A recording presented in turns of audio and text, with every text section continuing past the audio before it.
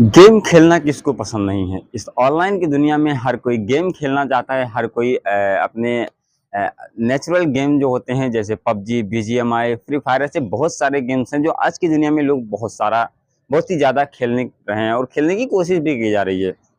लेकिन क्या आपको पता है कि ये जो बीजीएमआई, पबजी, फ्री फायर जैसे गेम होते हैं किसी की जान भी ले सकते हैं। जी हाँ, ये घटना है केरल की। केरल में एक परिवार रहता था जिस परिवार में एक माँ, एक पिता, एक करीब 8 साल का बच्चा और एक 3 साल की बच्ची रहती थी। पिता आर्मी में था, माँ घर पर रहती थी और कहीं न कहीं परिवार बहुत ही खुशहाल से चल रहा था। लेकिन ये मामला उस दिन जब बिगड़ जाता है जिस दिन एक बच्चा जो होता है वो फ्री फायर के चलते किसी की जान ले लेता है।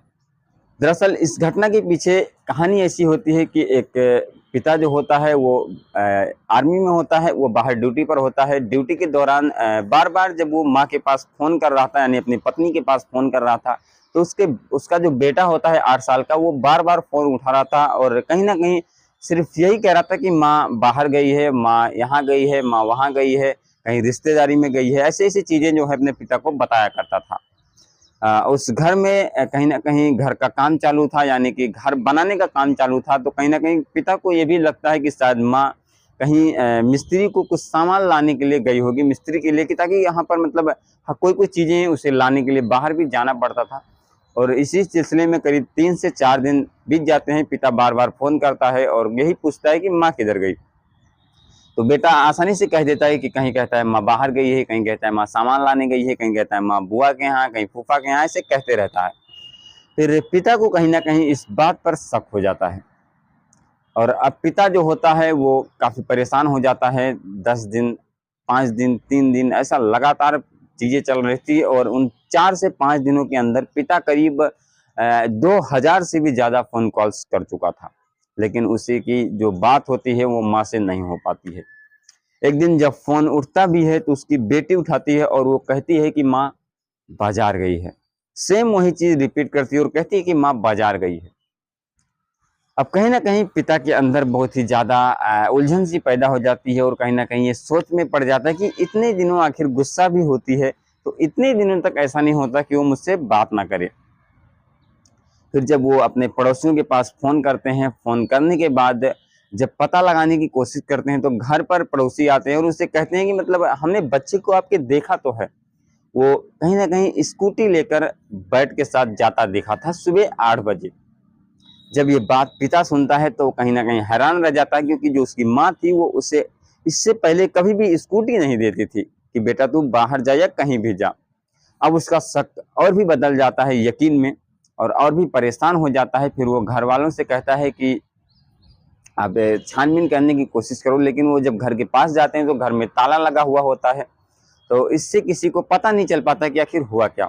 ऐसे करीब 3 से 4 दिन बीत जाते हैं और वो जो बेटा होता है वो एक दिन अपने फ्रेंड्स के साथ आता है और वहाँ पर जो है उनके साथ पार्टी करता है।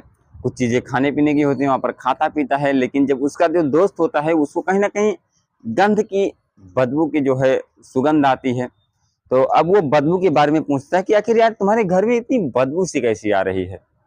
फिर वो जो लड़का होता है 8 साल का, वो कहता है कि होगा कहीं पास में कोई जानवर मरा होगा या किसी सोसाइटी में कोई जानवर मरा होगा, इसलिए बदबू आ रही होगी।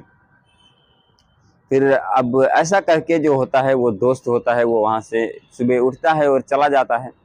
लेकिन अब कहीं न कहीं ये काफ़ी देर हो चुकी थी और पूरे घर में अब एकदम बदबू-बदबू सा हो गया था। हर जगह से गंध आ रही थी और ख़ास करके उस कमरे से गंध आ रही थी जिस कमरे में माँ थी।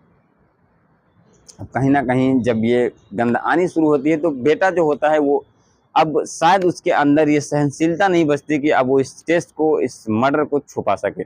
जी हाँ, ये मर्डर था। जो कहानी हमने अब तक सुनाई ये मर्डर था। उस बेटे ने उस वक़्त जब गेम खेल रहा था उस दिन और माँ ने उसे बार-बार जो है रोकने की कोशिश कर रही थी, लगातार बेटा गेम खेलते जा रहा था। तब माँ ने गुस्से में आकर उस बच्चे को 2-3 झापड़ जड़ दिया था। झापड़ जड़ने के बाद बेटा गुस्से में आ गया और उसी शाम को करीब 10,000 रुपए जो होते हैं वो घर से चोरी हो जाते हैं। माँ को और गुस्सा आता है, माँ उस लड़के से बार-बार पूछने की कोशिश करती है कि बेटा सच-सच बता दे तुमने वो पैसे कहाँ खर्च करे? फिर बेटा बताता है कि मुझसे गेम में खर्च हो गए टॉप अप करने के चक्कर में। माँ को और गुस्सा आता है, वो और मारती है। मारने के बाद करीब रात को 10 बज चुके थे, सब लोग खाना खाते हैं और माँ अपने एक बेटी के साथ और एक बेटे के साथ सो जाती है। लेकिन अब बेटा जो था उसके दिमाग में कहीं ना कहीं वो चीज़ें चल रही थी, वो सो नहीं पा रहा था। फिर बाकायदा वहाँ से उठता है, उठने के बाद दूसरे रूम में जाता है, वहाँ से एक पिस्टल उठाता है। पिस्टल उठाने के बाद उसमें गोलियां लोड करता है और गोलियां लोड करने के बाद वो उस माँ के पास आता है और धड़ाधड़ गोलियां चलाना शुरू कर देता है। माँ की खोपड़ी में गोली लगती है, माँ वहीं पर मर जाती है। अब जो बेटी थी वो काफ़ी सहम जाती है, क्योंकि वो 3 साल की थी, उससे ज़्यादा कुछ पता नहीं होता है, वो काफ़ी सहम जाती है और उससे अब वो कहता है कि तुम दूसरे कमरे में जाकर सो जाओ, अब माँ हमारे बीच नहीं रही, माँ को हमने मार दिया है। अब ये केस जब और भी उलझता चला जा रहा था और जब वो माँ को दूसरे कमरे में, उसी कमरे में बंद कर कर वहाँ से चला जाता है, लेकिन अब वो जो बच्चा था वो इस केस को ज़्यादा दिन तक छुपा नहीं पाता है, क्योंकि घर में बदबू आनी शुरू हो जाती है, काफ़ी ज़्यादा घर में गंदगी फैलनी शुरू हो जाती है। तो वो पिता से कहता है कि पिताजी, कल शाम को घर में कोई आता है और आने के बाद माँ को गोलियां मारकर छत से चला गया। अब पिता को यकीन पहले से ही था और अब ये बात सुनते ही पिता के जहन में कहीं ना कहीं गुस्सा फैल जाता है और वो उस बेटे से करता है कि हत्यारे, तूने अपनी माँ को मारकर ही मुझे कहानियां सुना रहा है। फिर पिता घर आता है और घर आने के बाद उस माँ को जो है पोस्टमार्टम के लिए भेजा जाता है और इस कहानी में जब देखा जाता है तो कहीं ना कहीं एक जो गेम होता है उसने किसी की जान ले ली। एक गेम के चक्कर में एक माँ आज इस दुनिया में नहीं रही। तो क्या गेम खेलना कितना हद तक सही है? क्या इस गेम को आगे हमारी जिस तरीके से हमारे आने वाली पीढ़ियों में ये गेम का जो दिलचस्प कहानी है ये फैलता ही जा रहा है, और इस तरीके से जब केसेस आते हैं तो कहीं ना कहीं हमारे जहन में चीज आती है कि आखिर गेम एक माँ की जान कैसे ले सकता है। बाकी इस कहानी को सुनाने का मकसद आप सभी को हैरान करना या परेशान करना नहीं है, बाकी आप लोगों के अंदर एक जागरूकता फैलानी है ताकि आप लोग सतर्क हो सकें अपने बच्चों के प्रति, और हो सकता है तो कम से कम अपने बच्चों को पहले से ही सतर्क रखें ताकि इस गेम के लत में आपके बच्चे किसी की जान न ले ले।